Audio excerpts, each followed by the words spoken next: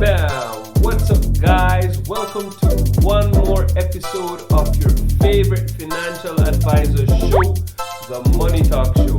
Alright, so this one is really up for grabs. This is me just being a little laid back tonight. This is just me just really vibing and touching base because I know we're talking about money, I know we're talking about finances, but there's an elephant in the room. I want to talk about how couples manage their finances. Oh my God. Whether you are married, whether you are engaged, whether you're with a long-term partner, or whether you just start speaking to somebody, one of the things that can separate and divide couples definitely is the management of money. You got it, guys. That's right. When you go through the counseling sessions before you engage into a serious relationship, they say that one of the things that can make or break relationships is how people handle money. And so one of the things that we need to really recognize is that we have people who are coming from two separate backgrounds. I'm coming from the East, you're coming from the West, and when you put us together, we get we. All right, that's a bad joke. But two persons coming from two separate backgrounds, they have two different paradigms, two different ways that they've been taught how to manage money, two different ways that they've been taught how to spend money, two different ways that they've been taught how to save money or invest money. And a lot of the habits that we have originally come from our parents, because those are our first financial advisors, like it or not. And some of our parents sucked.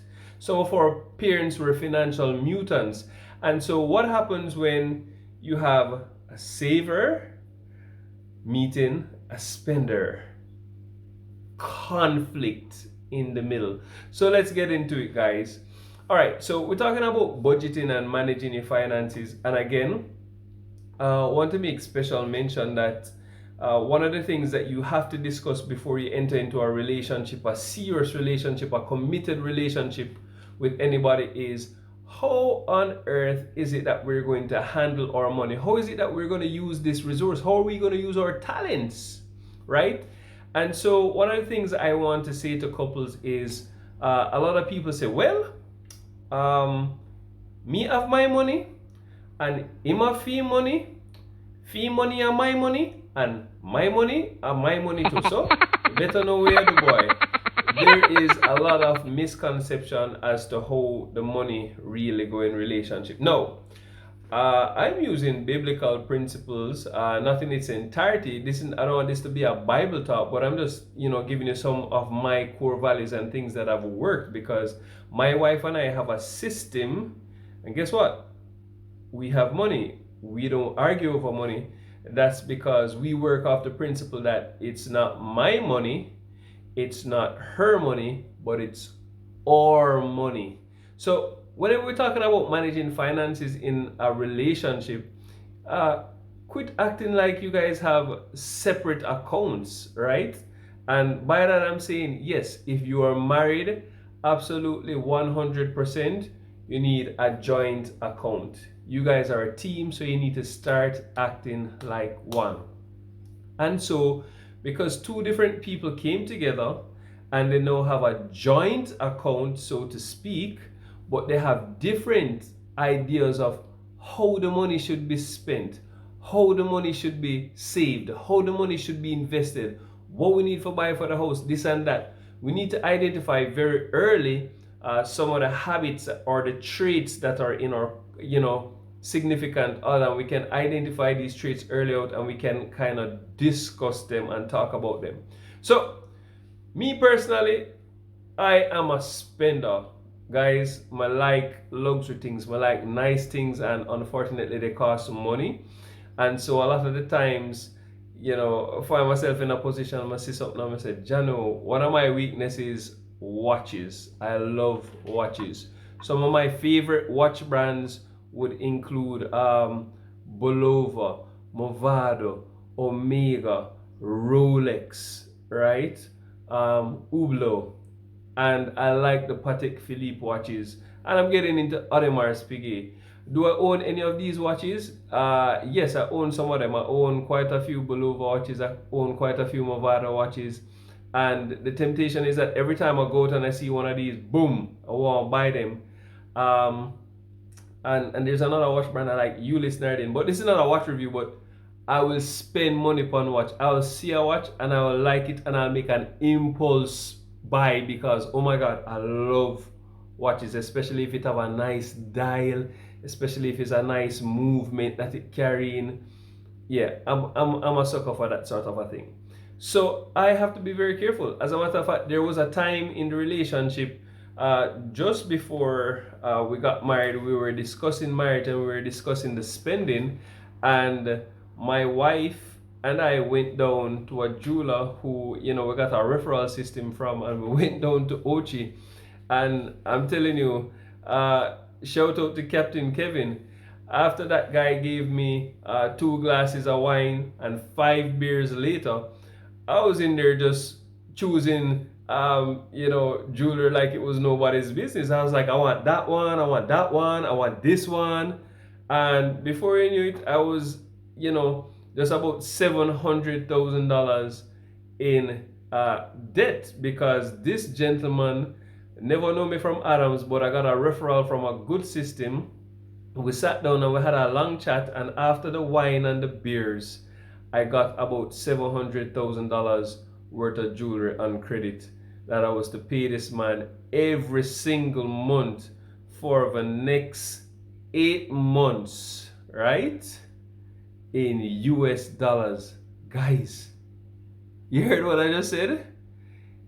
I was sending this man roughly 700 US dollars every single month to pay for jewelry that I purchased on credit from his store.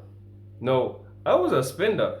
At the time, I was just trying to impress my wife and just trying to do the most. And I mean, she was grateful for the diamonds.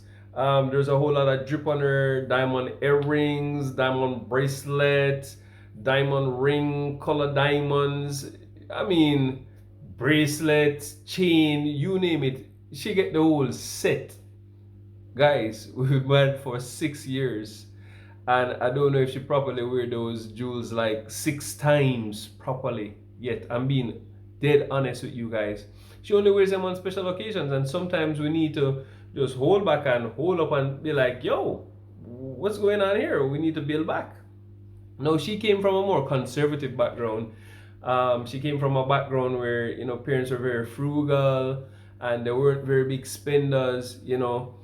Quiet people, God-fearing people grew up in the country, very mindful of how they spend the money, how they use the resources. Father was a small businessman in the country. Mom was a teacher, so very, very, very conservative in terms of their spending habits. Now, two different people, two different mindsets, right? Sometimes it can cause trouble, sometimes it can cause contention, but the key thing is that if you guys sit down and have a discussion and work together, you put down a budget and you actually, in mind, you put down purchases that she would like, you put down purchases that you would like, and then you actually make a plan and you save towards these items that you want or these experiences or vacations that you want, then everybody becomes happy.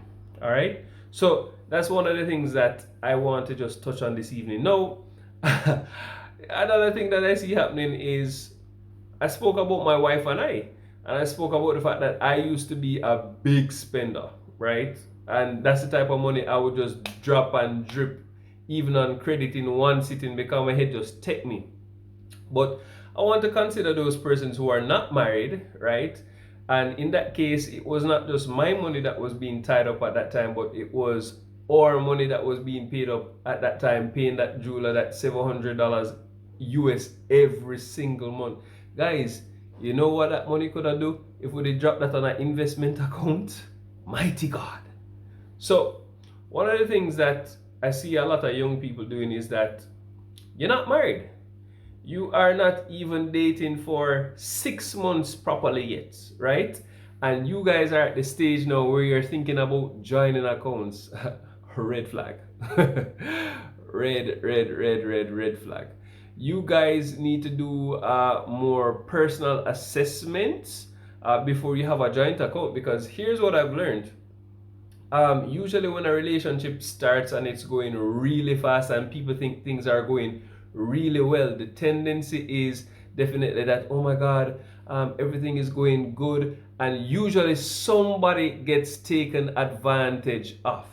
Now, I'm not saying that this is the case all the time, but you need to be careful and you need to be mindful unless you're in a long-term committed relationship with a common law, or actually a marriage relationship, or you're engaged and you're in the final steps of getting ready to become married and you want to consolidate that. You've been dating for 5 months and the boy want you for join him account, or you've been dating for 5 months and the girl want to drop you upon the guys, you barely even know each other. Guys, fatal error. You guys need to take the time, spend time, get to know each other, get to know each other's thoughts, ideas, paradigms, and all of these things concerning money, so that closer down to the wire, when the relationship is sealing up some more and you are now clearer in your thoughts on where you think this relationship will go, then you can make a clear thought when you join in that account. Because a lot of the times, I personally have witnessed young ladies saying, well, boy, the man having business and, he's doing well in life. He want me upon him account. He want me moving him house, him buy me a car. Guys, the title for the car is in his name, by the way. The house is his house, by the way. And guys, you are going to be on the account, and you are not going to be a primary for certain transactions. You need to wise up and wake up and smell the coffee. You see what I'm saying?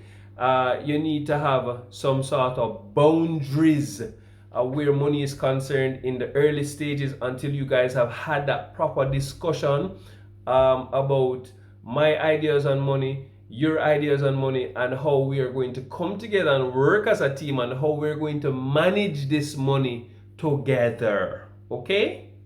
All right, fine.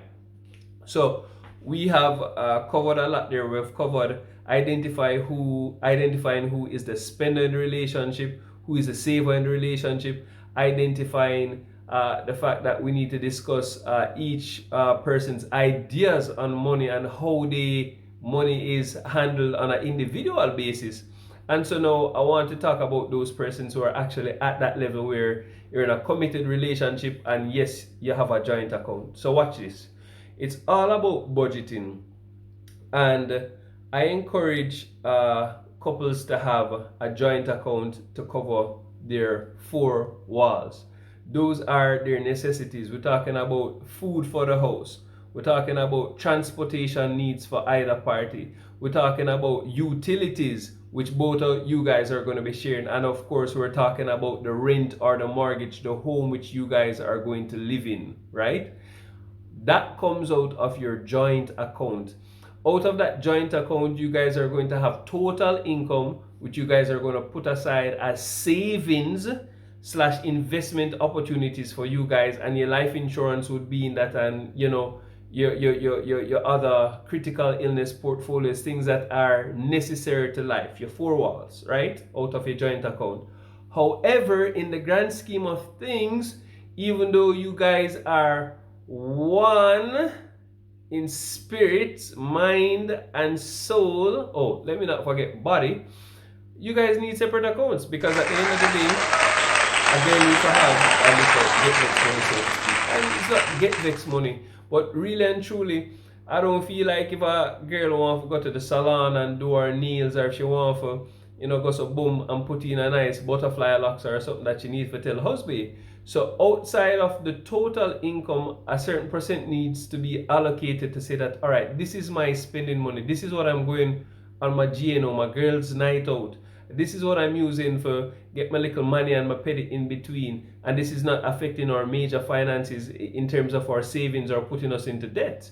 And the guy needs to have a personal account for himself to say that, yo, if you want to go out at Ribby's and hang out and eat some chicken wings with him friend and laugh at the top of his voice, that he can do that. And everybody is doing this responsibly, right? And nobody is going behind the other person's back for say, all right, babes come home and him say him just paid on a BMW. Like, what? You just paid on a BMW and you didn't speak to me about it? Like, that puts a strain on the relationship, and that's how money mash up relationship.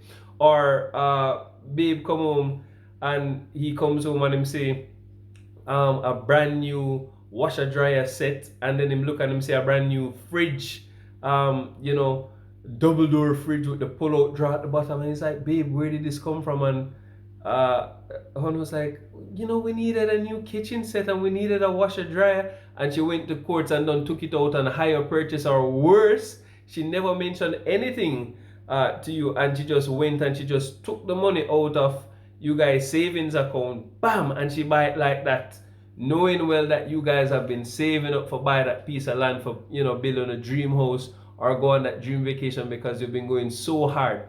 Guys, we have to discuss, we have to have that discussion with our spouse about what the expectations are where money is concerned. And after you have this discussion, after you've identified each other's strengths and weaknesses, you guys can work together and come up with the perfect plan on how to spend on the money. Now, guys, I'd like to hear what you guys do in the comment section. I'd like to hear what works for you guys in the comment section as well. And I want you guys to like, share, and subscribe to this video and the other videos from the Money Talk show as we get into more budgeting and best practices for couples. Over and out from your favorite financial advisor, Christopher Beecher. Have a great day.